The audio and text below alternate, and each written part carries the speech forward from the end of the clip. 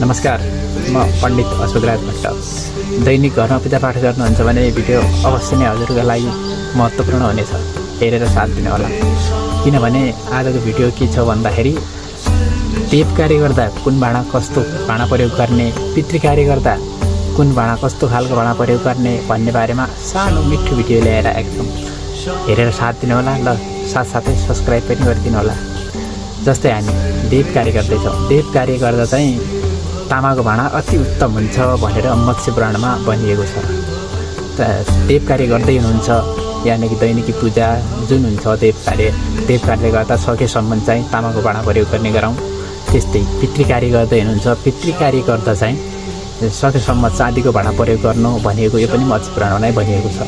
सक्नुहुन्छ चाँदीको भाँडा प्रयोग गर्नुहोस्। अब सकिन्न भने पछि कुरा अलग छ। देव कार्य गर्दा तामाको र पितृ कार्य गर्दा चाँदीको भाँडा प्रयोग गरौँ। यो मत्स्य पुराणबाट हामीले ल्याएका छौँ। सानो भिडियो हेरेर साथ दिनुहोला। जय देश, जय नरेश।